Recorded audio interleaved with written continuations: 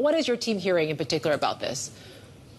Yeah, so what our team found is that there are several Taiwanese companies that have been critical in building the chip sector in Taiwan that are now helping build these facilities within China that are affiliated with Huawei.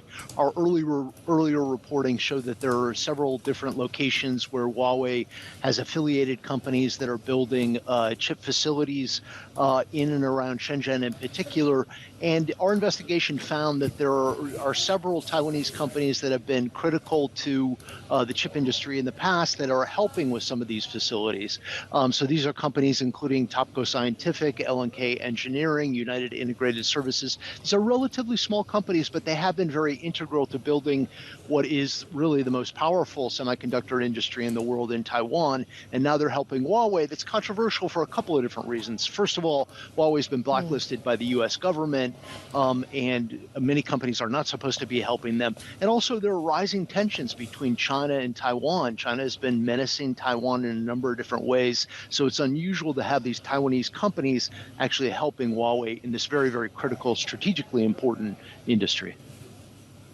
And it goes beyond chips, doesn't it? But also, has there been any reaction out of Washington with regard to this, and anything that the companies themselves have actually said?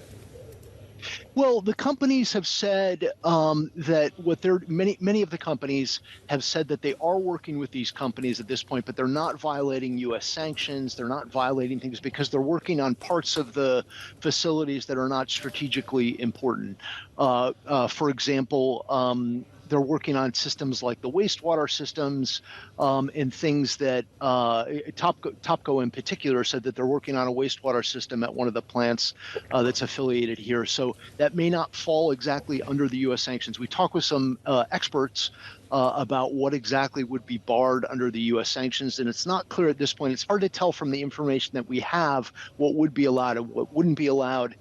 This attorney who specializes in this area said you need to gather a lot more information to find out precisely what kind of equipment is being used, what kind of supplies are being offered.